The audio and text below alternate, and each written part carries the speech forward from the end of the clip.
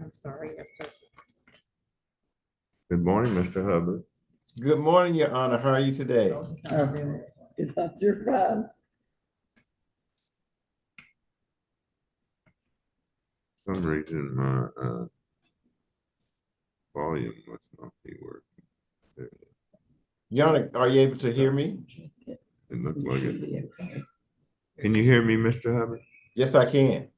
It's just not as loud as it used to be.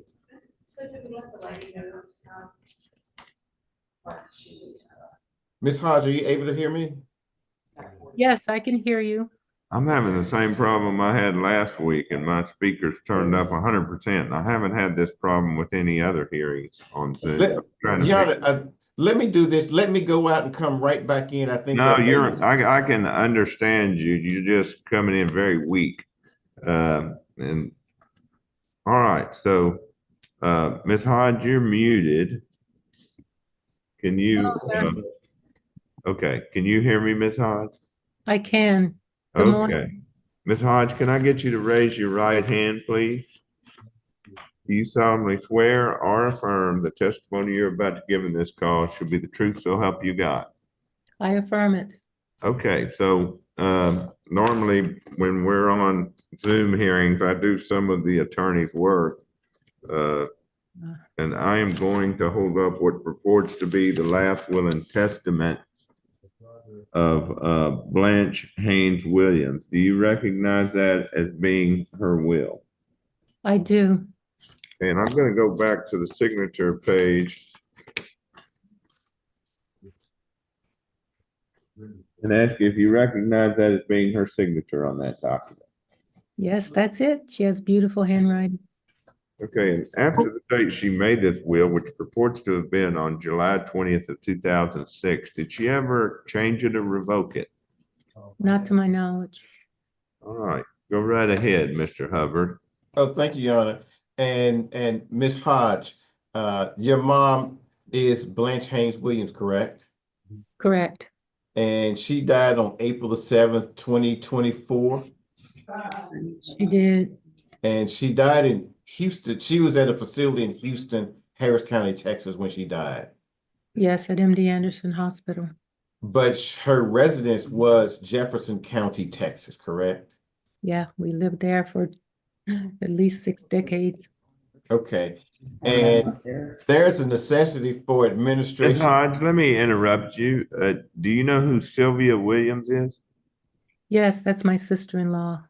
Okay, she's apparently on here, so I'm gonna let her in if she wants to. Does she know Thank if you. anybody else is? My brother's probably there. Okay, that's Mr. Cleaver. Oh, no, Henry Allen Williams. Put my face on it. I'm gonna bring this iPad to you and see who this is, because we shouldn't have anybody else on there.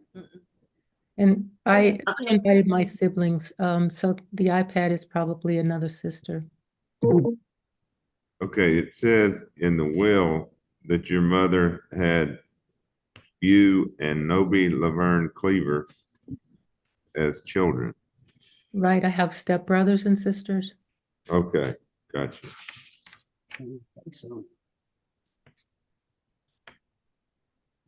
After I put my face on. Okay, that's Mr. Williams. Yes. You can't, they can't hear you.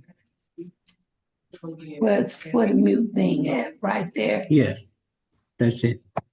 Say I'm present. I'm present. Okay, I hear someone talking, but they have not okay. enabled. I their am present. video. That's Henry Williams. Henry Williams. Can you Okay, hear me? well, We hear you. Please mute, Alan. Okay. Okay, mute. all right, so already identified the will and Mr. Hubbard was going through and making the proof necessary to prove up the proof of death and other facts, which is another document that's a requisite to admitting a will to probate. So you may proceed, Mr. Hubbard. Oh, thank you, Your Honor.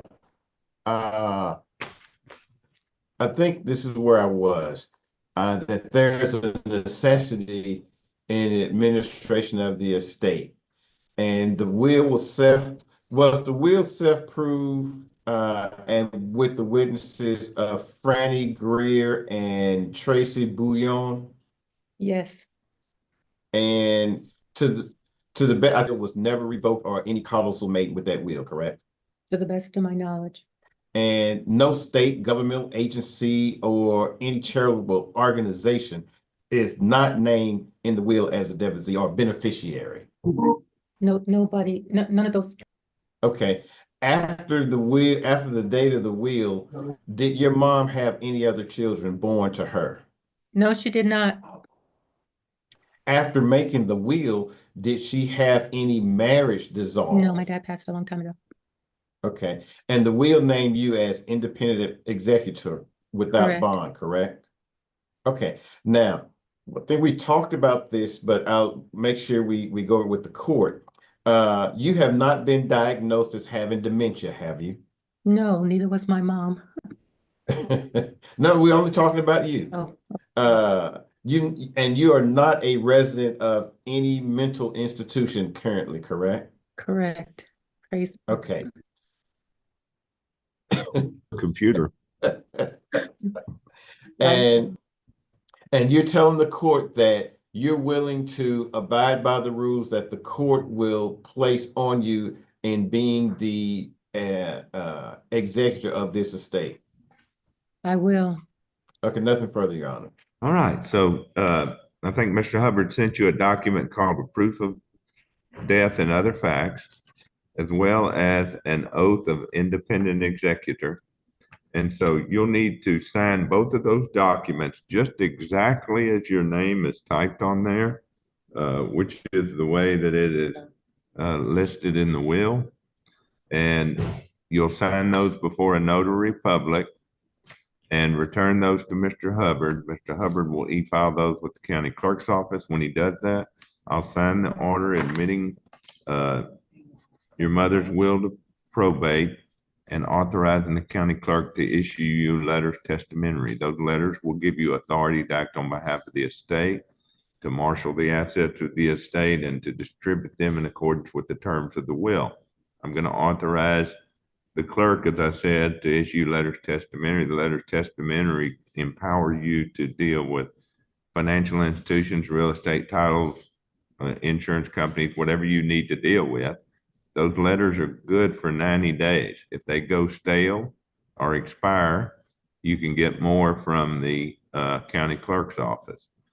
So it looks like in the will, you're named as Pamela R. Cleaver Hodge. So make sure you sign those documents in that way, okay? All righty.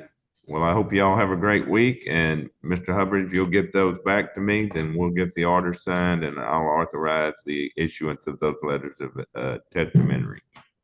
Thank you, Your Honor. All right, y'all have a great week. Take care. You too. Thank you. Bye-bye.